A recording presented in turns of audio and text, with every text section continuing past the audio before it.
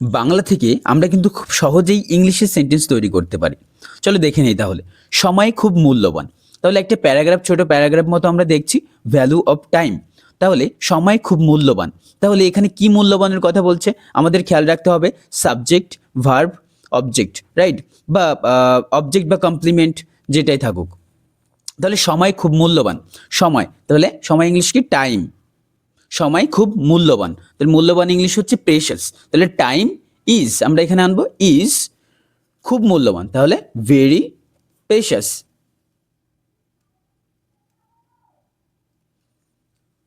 Understood. দেন সময় একবার চলে গেলে আর ফিরে আসে না, তাহলে এখানে সাবজেক্ট কি? সময়, রাইট। তাহলে টাইম একবার চলে গেলে, একবার চলে গেলে, তাহলে একবার ইংলিশ কি? ওয়ান্স। চলে যাওয়া ইংলিশ কি? Time once lost never returns, never returns. সময় একবার চলে গেলে আর ফিরে আসে না, time once lost never returns. তো আমরা এখানে দেখলাম সময়ের কথা বলছে, সময় একবার চলে গেলে, হ্যাঁ, চলে যাওয়া এখানে বোঝাচ্ছে ওয়ান্স লস্ট, একবার চলে গেলে নেভার রিটার্নস, কখনোই ফিরে আসে না। নেভার, এখানে নেভার বলতে কখনোই না বোঝাচ্ছে, সেক্ষেত্রে নেভার ব্যবহার করুন, নেভার রিটার্নস, কখনোই ফিরে আসে না। তারপরে সেন্টেন্সটা দেখে নিই কি রয়েছে। একজন বুদ্ধিমান মানুষ সময়ের মূল্য বোঝে, তাহলে একজন বুদ্ধিমান মানুষ, একজন বুদ্ধিমান মানুষ হয়ে যাবে সাবজেক্ট। তাহলে একজন বুদ্ধিমান মানুষ ইংলিশ কি? আ ওয়াইজ পার্সন। কি হবে?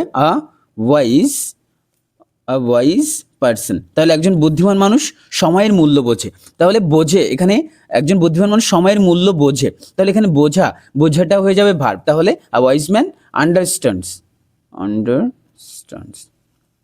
এখানে wise person third person singular, তার জন্য এখানে ইজ ব্যবহার করলাম, আন্ডারস্ট্যান্ডস। আর ওয়াইজ পার্সন আন্ডারস্ট্যান্ড, কি বোঝে? একজন বুদ্ধিমান মানুষ সময়ের মূল্য বোঝে, তাহলে a wise person understands the value of time, the value of time. সে প্রতিটি কাজ সময় মতো করে, তাহলে সে ইংলিশ কি? হি।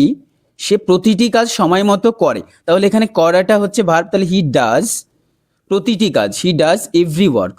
কি হবে? Every work. তাহলে সে প্রতিটি কাজ করে সময় মতো, তাহলে সময় মতো ইংলিশ কি হবে? In time.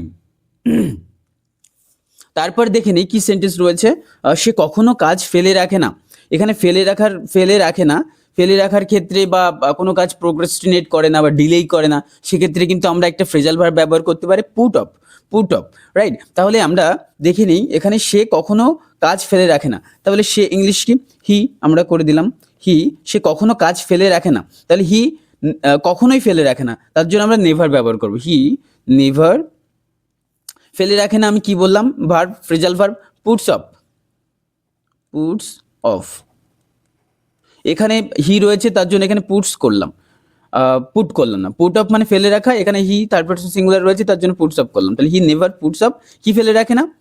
কাজ ফেলে রাখে না, তাহলে he never puts of work, কাজ ফেলে রাখে না। তারপর কি রয়েছে?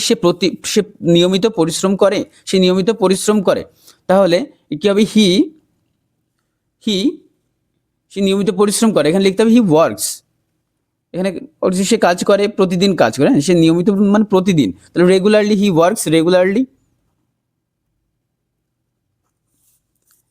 এবং তাহলে অ্যান্ড আর কি? জীবনে সফল হয়, তাহলে successful becomes successful in life.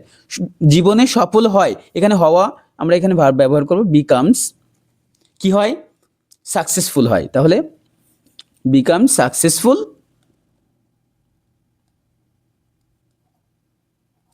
জীবনে, তাহলে ইন লাইফ।